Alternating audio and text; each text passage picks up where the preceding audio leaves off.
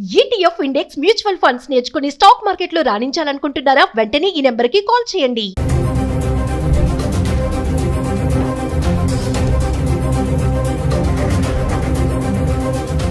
Hello viewers, welcome back to Suman TV. ప్రస్తుతం మనతో పాటు ఉన్నారు 20 ఇయర్స్ నుంచి అమెరికాలో ఉంటున్నటువంటి ఎంఎన్సీ ఎగ్జిక్యూటివ్ వీరభద్ర సార్ గారు. సార్తో మాట్లాడండి. నమస్తే సార్. నమస్తే. సార్, మన పిల్లలు చదవడానికి అమెరికా వెళ్ళి అక్కడ ఎందుకు చాకరీ చేస్తున్నారు అంటే, సార్ మీరు అక్కడ ఉంటున్నారు కాబట్టి మీరు అక్కడ సిచ్యువేషన్స్ చూస్తూ ఉంటారు. ఎంఎస్ చేయాలని, అబ్రాడ్ ఎడ్యుకేషన్గా వెళ్ళాలని ఇక్కడ తాకట్టు పెట్టి ఈఎంఐలు కట్టి ఏదో అమ్మేసి చేసి ఎట్లా పంపించేస్తున్నారు తల్లిదండ్రులు కూడా. అక్కడికి వెళ్ళిన మన పిల్లలు మరి ఎందుకు ఇలాంటి చిన్న చిన్న దాంట్లో ఇంక చాకరీ అనే అనుకోవాలా అంటారా? అంటే ఏం చెప్తారు సార్ ఒకసారి? నేను చెప్పేది మీ వ్యూవర్స్కి అంత నచ్చకపోవచ్చు, బట్ ఇది ఒక క్రూడ్ అనాలిసిస్. ఇది అందరికీ వర్తిస్తుందంటే మేబీ నాట్. బాగా ఆస్తిపరులు స్థితిమంతులకి ఇది వర్తించకపోవచ్చు, బట్ వాళ్ళు కూడా ఈ విషయాన్ని అక్కడ అబ్జర్వ్ చేస్తుంటారు. ఏంటి అంటే, చాలా మటుకు మన పిల్లలు అమెరికాకి ఐవీ లీగ్ లాంటి టాప్ లెవెల్ స్కూల్స్కి అప్లై చేసి వచ్చేటటువంటి జీనియసెస్ తక్కువ ఉన్నారు. కొంతమంది లేరని కాదు, అలా డైరెక్ట్ అందులో అడ్మిషన్స్ సంపాదించి వచ్చిన వాళ్ళు ఉన్నారు. వాళ్ళు దానికి తగ్గ ఫైనాన్షియల్ ప్రిపరేషన్ తోటి రావాలి. అవి బాగా ఎక్స్పెన్సివ్. అవి $80,000 $80,000 పర్ ఇయర్ ఆర్ $100,000 వేసుకోండి పర్ ఇయర్ మినిమం ఎక్స్పెండిచర్ ఉంటుంది. 2 ఏళ్ళు మీకు మాస్టర్స్ చేస్తే $200,000. దానికి స్తోమత ఉంటే, మీకు చదువు ఉంది, తెలివి ఉంది, ఆ కాలేజీలో మీకు అడ్మిషన్ వచ్చింది, మీకు స్తోమత ఉంది, రండి. వాళ్ళు వస్తారు, చదువుకుంటారు, they get place really well. తర్వాత మంచి ఉద్యోగాలు వస్తాయి వాళ్ళకి, and they really enjoy high class life. ఇక నెక్స్ట్ లెవెల్లో majority of our Indian students ఇది జరగడానికి చాకరీలు జరగడానికి కారణం ఏంటంటే, majority of our Indian students, మనము we are predominantly uh lower middle class society, Indian society. కొంత మిడిల్ క్లాస్ ఉండొచ్చు, కానీ అప్పర్ మిడిల్ క్లాస్ చాలా తక్కువ. మనంతా మిడిల్ నుంచి లోవరే. పేచెక్ టు పేచెక్ లైఫ్, ఇవన్నీ ఈఎంఐస్ బేస్డ్ లైఫ్. ఈ పిల్లలు ఇక్కడ అండర్ గ్రాడ్యుయేషన్ చేస్తారు, బీఈ బీటెక్ చేసి, నాన్న నేను అమెరికాకి వెళ్ళాలి అంటే, మా నాన్న దగ్గర ₹1,00,00,000 లేవు నిన్ను అమెరికాకి పంపించడానికి. అందుకని వీళ్ళు ఏం చేస్తారంటే, వాళ్ళ సీనియర్స్ తోటి మాట్లాడతారు. నువ్వు వెళ్ళావు కదా, నీకెంత ఖర్చు అవుతుంది. వాడు వీడికి మంచి రోజీ పిక్చర్ ఒకటి ఇస్తాడు. ఏంటి అంటే, ఏం లేదురా, నువ్వు ఫస్ట్ సెమిస్టర్ పైసలు కట్టేసుకుని రా, చేతిలో ఇంకొక $1,000-2,000 నువ్వు ఖర్చుకు తెచ్చుకో. నువ్వు ఇక్కడ రాగానే మనం ఏదైనా పార్ట్ టైం సంపాదిద్దాం, దాంతో నువ్వు ఇక్కడ ఫీజు కట్టుకుని నువ్వు ఇక్కడ కంటిన్యూ అవ్వచ్చు. కాబట్టి మీ పేరెంట్స్ని ఒక ఫస్ట్ సెమిస్టర్కి ఫీ మాత్రమే. ఇన్ఫ్యాక్ట్ యూనివర్సిటీలు కూడా ఇన్సిస్ట్ చేస్తాయి, మీరు ఫస్ట్ ఫీ రూపీస్లో మీరు కట్టాలి అని. అంటే రిమోట్గా ఇండియా నుంచే మీరు ఆ ఫీ కట్టాలి.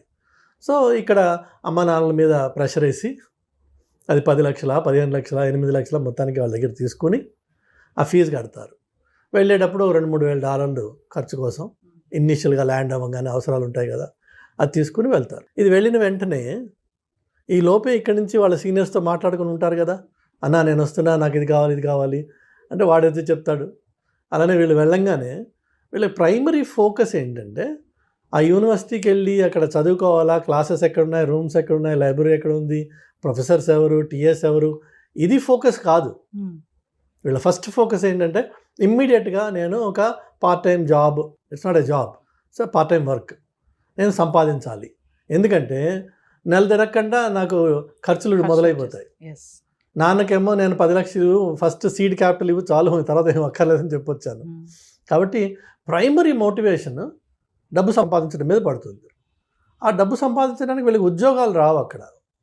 They are not eligible to receive a payment by cheque from anybody. That is అన్ ఎంప్లాయ్మెంట్ అనే జాబ్. వాళ్ళకి ఇచ్చేది ఏంటి, ఆడ్ జాబ్స్ దొరుకుతాయి. That too through their friends. Gas స్టేషన్లో వర్క్ చేయడమా, దానికి గ్యాస్ స్టేషన్కి కన్వీనియన్స్ స్టోర్ అటాచ్డ్ ఉంటుందన్నమాట. సో ఆ కన్వీనియన్స్ స్టోర్లో వీళ్ళు క్లర్క్గా కూర్చోవడమా, లేకపోతే రెస్టారెంట్లో సర్వర్స్గా వర్క్ చేయడమా, అలా ఆడ్ జాబ్స్ ఏవో ఉంటాయి ఆపర్చునిటీస్, అవి వీళ్ళు చేయడం మొదలు పెడతారు. ఆయాలుగా కూడా చేస్తారంట కదా సార్, బేబీ సిట్టింగ్ చేస్తారు. మన అమ్మాయిలు కొంతమంది బేబీ సిట్టింగ్ చేస్తారు. అలా రకరకాలుగా ఉన్నాయి పనులు.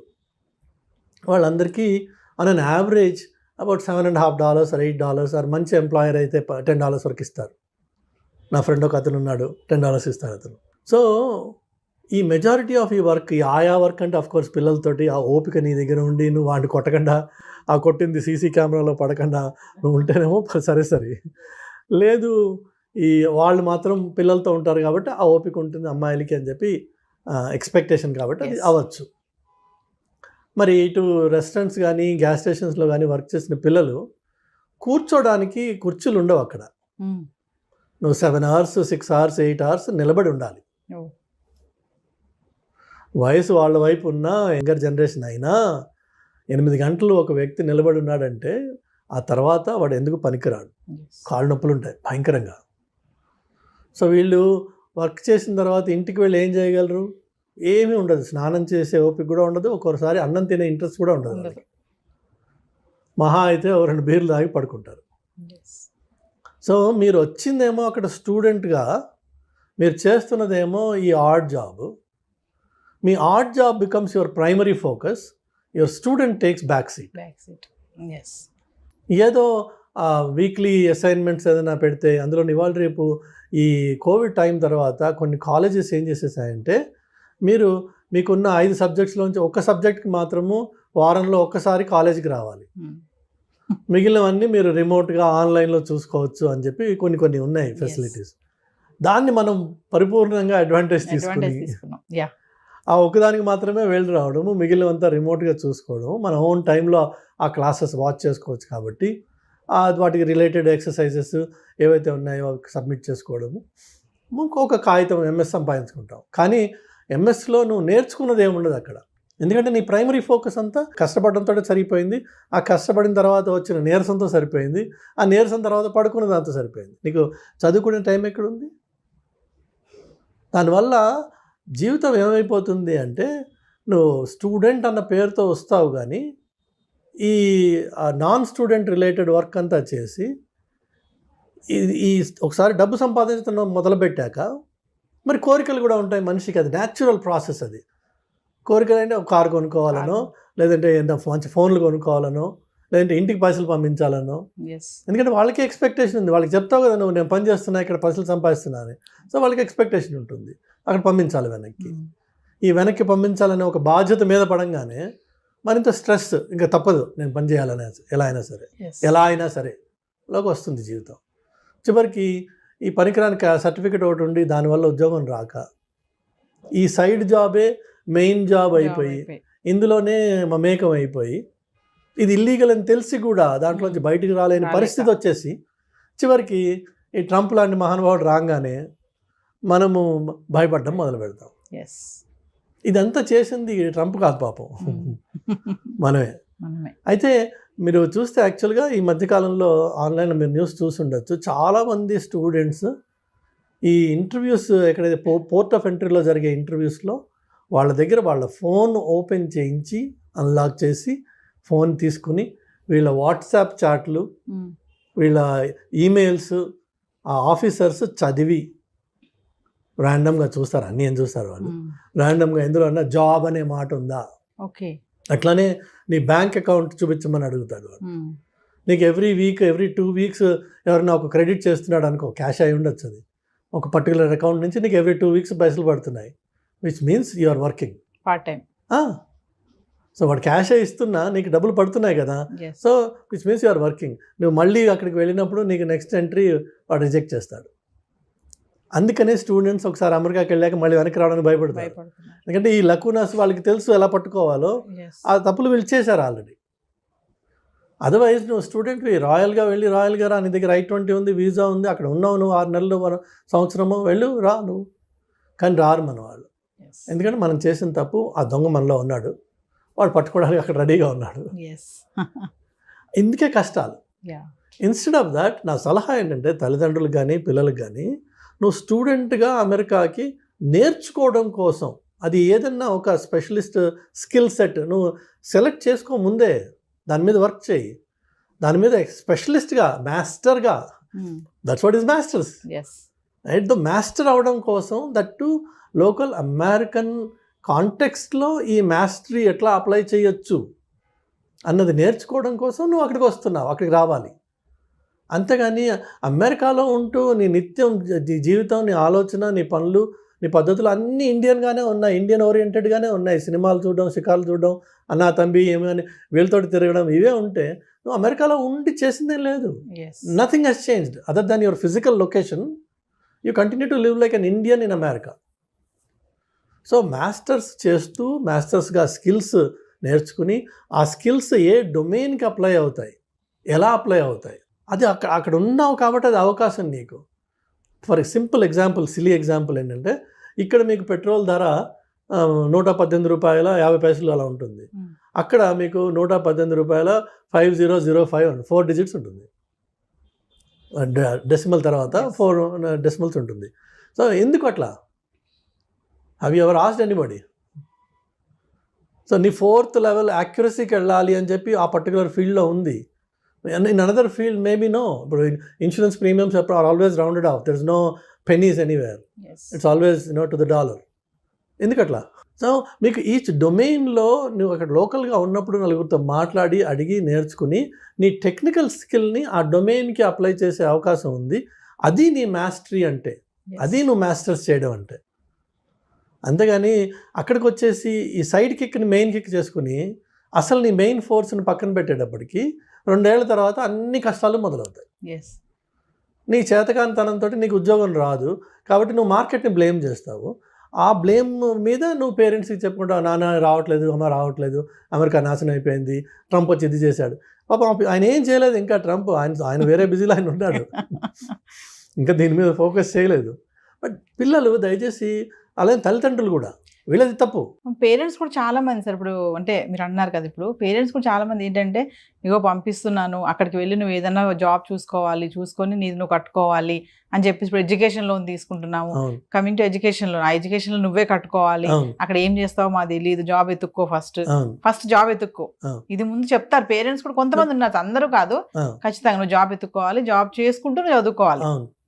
మరి పేరెంట్స్ మైండ్ సెట్ కూడా ఇలా ఉంది కదా సార్. అయితే పేరెంట్స్కి ఫస్ట్ వాళ్ళకి దయచేసి ఈ వీడియో చూసిన వాళ్ళు గ్రహించండి, అమెరికాకు వచ్చి మీ స్టూడెంట్ జాబ్ చేసే ప్రసక్తి లేదు, అది జాబ్ కాదు.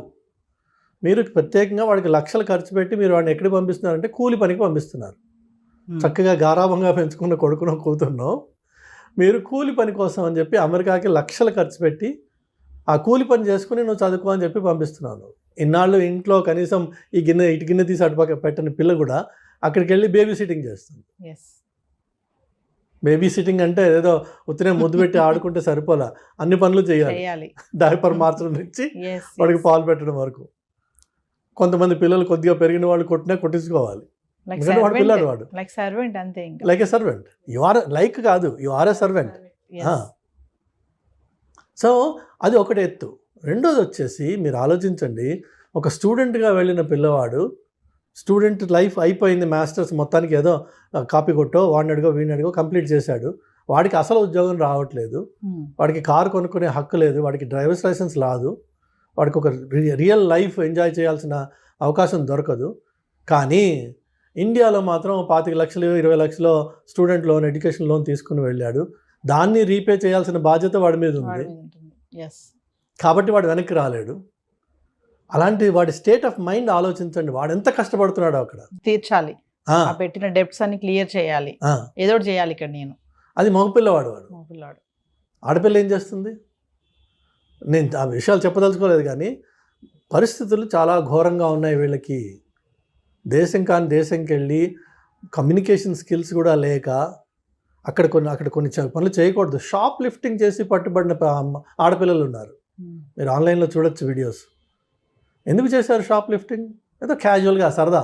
అక్కడ ప్రతి షాప్లో మీకు కొన్ని వేల కెమెరాలు ఉంటాయి, మీకు కనిపించవు అవి. వాటికి లాస్ ప్రొటెక్షన్ ఆఫీసర్ అని ఒకడు ఉంటాడు, ఎల్పీపీనో ఎల్పీఓనో అంటారు. వాడికి ఒక సెపరేట్ రూమ్ ఉంటుంది, క్యాషియర్ వెనక, కస్టమర్ సర్వీస్ వెనక, వాడు ఎవరికి కనిపించడు. ఆ రూమ్లో వాడికి అన్ని మానిటర్స్ ఉంటాయి. అలానే ఇప్పుడు మీరు వేగస్కి వెళ్తే లక్షల్లో మీకు అక్కడ కెమెరాస్ ఉంటాయి. ఒక్కొక్క మనిషిని వాడికి అనుమానం వచ్చిందంటే వాళ్ళకి పిన్ చేస్తారు వాడిని, వాడి మొత్తం movement, every step will be tracked throughout the time.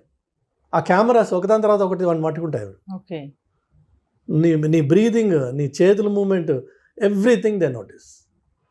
So అదంత ఈజీ సొసైటీ కాదు అది. ఎస్. ఇక్కడి నుంచి అదేదో వెళ్ళిపోయి ఈ సీనియర్స్ ఏం చెప్తారు అక్కడ ముందు ఉన్న వాళ్ళు వీళ్ళకి, ఏం లేదురా మన హైదరాబాద్ లెక్కే ఉంటుంది వచ్చాయండి. ఏముంటుంది హైదరాబాద్ లెక్క? ఒకవేళ నిజంగా హైదరాబాద్ లెక్కే ఉందనుకుందాం, ఎందుకు వచ్చారా ఇక్కడికి నువ్వు? అసలు హైదరాబాద్లోనే ఉండొచ్చు కదా, అస్యూమింగ్. లేదు ఇది హైదరాబాద్ కాదు అమెరికా అనుకుందాం. మరి అమెరికా అన్నప్పుడు అక్కడ పద్ధతులు ఏంటి? ఇంటర్నేషనల్ డ్రైవర్స్ లైసెన్స్ తీసుకొచ్చి కొన్ని పనులు చేయొచ్చు, కొన్ని చేయకూడదు. అట్లా అది తీసుకొచ్చి లోకల్ కార్ రెంట్ చేసి అరెస్ట్ అయిపోయిన పిల్లలు ఉన్నారు. Because there is only a limited validity for that. కానీ మనకేమో షాక్ ఉంది, కార్ రెంటల్ తీసుకుంటాము. లేన్ చేంజ్ చేయడం అనేది ఇండియాలో మనకు అసలు అలవాటే లేదు. ఇక్కడ లేన్ చేంజ్ అదే క్యాజువల్, లేన్ మనకి సంబంధం లేదు, డ్రైవ్ చేస్తుంటాం, లేన్ వస్తూనే ఉంటాయి అక్కడ. అక్కడేమో లేన్ చేంజింగ్ ఒక డిసిప్లిన్ ఉంది, మనకి ఇక్కడ అలవాటు లేదు. నీ దగ్గర డ్రైవర్స్ లైసెన్స్ ఉంది కానీ నీకు రోడ్ రూల్స్ తెలియవు. తెలియనప్పుడు నువ్వు రోడ్ రూల్స్ తెలియకుండా ఆ రోడ్డు మీద డ్రైవ్ చేస్తే నువ్వు ఆటోమేటిక్గా you will be in trouble. First day second day కాకపోవచ్చు, థర్డ్ డే మేజర్ ట్రబుల్లోకి వెళ్ళచ్చు. ఆ ఒక్క తప్పు నీ జీవితాన్ని మొత్తం మార్చేస్తుంది ఒకసారి. ఎందుకంటే అమెరికాలో సార్ నేను స్టూడెంట్ని నన్ను వదిలేసేయండి అంటే వాడు వదలదు. నువ్వు క్రైమ్ చేసావు, you have to pay for it, plain and simple. Judge కూడా మిమ్మల్ని కొన్ని విషయాల్లో ప్రొటెక్ట్ చేయలేడు, బికాజ్ ఫెలనీ క్రైమ్స్ అని ఉంటాయి, వాటికి మినిమం పనిష్మెంట్ ఉంది. Judge has to give it between 5 to 15 అంటారు. So judge has to give minimum 5 కంటే తక్కువ ఇవ్వలేడు ఆయన, 15 కంటే ఎక్కువ ఇవ్వలేడు. బట్ లా అలా డిక్టేట్ చేసింది కాబట్టి judge also is bound by that. మనకి ఇక్కడ ఏదో మేనేజ్ చేద్దామన్నా, వాడికి ఫోన్ చేద్దామా, వీడికి ఫోన్ చేద్దామా, నీకు ఈ లైఫ్ నుంచి వచ్చి నువ్వు ఆ లైఫ్లో అది నేర్చుకోకుండా అక్కడ తప్పు చేసావు అనుకో, మైనర్ అమ్మాయిల్ని if you try to reach them through any means can put you behind bars for good. ఆ అమ్మాయి చూడడానికి 20 ఏళ్ళ అమ్మాయిలా ఉండొచ్చు, నీకు తెలియదు ఆ పిల్ల 13 అయి ఉండదు. ఏమన్నా కెలికావు, లైఫ్ గాన్. అమెరికన్ జైల్లో 50% పైన వాళ్ళే ఉంటారు. 50% పైన అమెరికన్ జైల్లో ఇట్లా అది వాళ్ళ కన్సెంట్ ఏజ్. ఈ మైనర్స్ని సెక్షువల్గా అబ్యూస్ అటెంప్ట్ చేసిన వాడు ఇంకా అబ్యూస్ చేయకపోవచ్చు, అబ్యూస్ చేసిన వాడు ఉండొచ్చు, అటెంప్ట్ చేసిన వాడు కూడా will get punishment in jail. నీకు ఇవన్నీ తెలియవు అక్కడ. సో మనం వెళ్ళినప్పుడు ముక్కుసూటిగా స్టూడెంట్గా వెళ్ళాను, స్టూడెంట్గా ఉండాలి, స్టూడెంట్గా నేర్చుకోవాలి, ఈ కొత్త సొసైటీలో నేను బాగుపడాలి అనే ఉత్సాహంతో పిల్లలు వెళ్ళాలి. ఆ ఉత్సాహంతో 2 ఏళ్ల పాటు వాళ్ళ మీద వాళ్ళు పూర్తిగా ఇన్వెస్ట్ చేసి become a real master in something. అప్పుడు ఆ మాస్టర్స్ డిగ్రీకి అర్థం ఉంది, ఉత్తి కాగితం ముక్కకి అర్థం లేదు. ఫైనల్గా మా పేరెంట్స్కి ఏమైనా చెప్తారా సార్? పేరెంట్స్ దయచేసి మీ పిల్లల్ని పంపించదలుచుకుంటే మీకు ఫైనాన్షియల్ కేపబిలిటీ ఉంటే పంపించండి. అంటే 2 ఏళ్ల పాటు అతను కోర్స్ చేసేదానికి నువ్వు కంప్లీట్గా ఫైనాన్స్ చేయగలవా? 2 ఏళ్ల పాటు అతను లేక ఆమె హాస్టల్లో ఉండి కాలేజ్ క్యాంపస్లో ఉంటూ మంచి స్టూడెంట్గా ఒక లైబ్రరీలో మ్యాక్సిమం టైం స్పెండ్ చేస్తూ అవకాశం దొరికితే కాలేజ్ క్యాంపస్లోనే 20 hours అది అవకాశం దొరికితే, కండిషనల్ అది కాదు. దొరక్కపోయినా నేను నా పిల్లాన్ని ఫండ్ చేయగలను అంటే పంపించు. అంతేగాని ఈ నాకు ఫస్ట్ 10 లక్షలు 5 లక్షలు పెట్టు, నేను మిగిలిన అక్కడ చూసుకుంటాను అని వెళ్తే పిల్లలు విపరీతంగా కష్టపడతారు, మానసికంగా చాలా కష్టపడతారు, చెప్పుకోలేక కష్టపడతారు, విపరీతమైన ప్రెషర్స్ వాళ్ళకి. అనవసరంగా మనం తీసుకెళ్ళి వాళ్ళని ఒక నరకంలో తోసిన వాళ్ళం అవుతున్నాం. ఈ సిచ్యువేషన్ ఇంకా చెడుతుందే తప్ప అది ట్రంప్కి మీరు ఆపాదించవచ్చు. అన్ఫార్చునేట్గా పాపం ఆయన చేసింది ఏం లేదు ఇందులో. పాపం వల్ల వచ్చింది ఏంటంటే మన అప్రోచ్లో వచ్చిన పాపం ఇది. దానివల్ల ఈ సిచ్యువేషన్ ఇంకా చెడుతుంది. ఇప్పుడు ఒక ఊర్లో ఎన్ని రెస్టారెంట్స్ ఉంటాయమ్మా, ఎన్ని లక్షల మందికి వాళ్ళు ఉద్యోగాలు ఇవ్వగలరు? నీ ఫస్ట్ ఇయర్ స్టూడెంట్ ఉన్నాడు కదా అక్కడ, ఆల్రెడీ అక్కడ వర్క్ చేసిన వాడు, ఇప్పుడు కొత్తగా స్టూడెంట్ వచ్చాడు, అదే రెస్టారెంట్లో వాడికి ఏమి ఇస్తాడు? రెస్టారెంట్స్ అయితే పెరిగిపోవట్లేదుగా నీ స్టూడెంట్స్ లాగా, కానీ ప్రతి సంవత్సరం 10,000 మంది దిగుతున్నారు ఒక టౌన్లో. ఎంతమందికి వస్తాయి ఉద్యోగాలు? సో ఇందులో కొంతమందికి వస్తాయి, కొంతమంది రావు. రానివాడు ఏం చేయాలి మరి? ఇప్పుడు హీనంగా బతుకుతున్నారు మన పిల్లలు. దానికి తల్లిదండ్రులు సహకరించి వాళ్ళని పంపిస్తున్నారు అక్కడికి. దయచేసి పంపించకండి. మీ దగ్గర ఆర్థిక స్తోమత ఉంది, మీ పిల్లవాడికి అంత తెలివి ఉంది, వాడు మంచి స్టూడెంట్, ఇక్కడ చదువుకున్నాడు, వాడికి ఫోకస్ ఉంది, అక్కడికి వెళ్తే మరింత బాగుపడతాడు, నేను దాన్ని ఫండ్ చేయగలను, నా దగ్గర డబ్బులు ఉన్నాయి, ఇల్లు అమ్మైనా సరే నేను వాడిని పంపిస్తా, ఇదే నా ధ్యేయం, వండర్ఫుల్, చెయ్యి. అంతేగాని బిడ్డ నేను 20 లక్షలు తీసుకొచ్చా, నేను ఈ 20 లక్షలే నీకు తీసుకెళ్ళు, నువ్వేం చేసుకుంటావు చేసుకో, అక్కడ తర్వాత నుంచి నీదే లైఫ్ అని పంపించొద్దు. పంపిస్తే వాళ్ళు చాలా చాలా చాలా చాలా కష్టపడతారు. నరకానికి మీరు డోర్ ఓపెన్ చేసిన వాళ్ళు అవుతున్నారు. చేయకండి ప్లీజ్.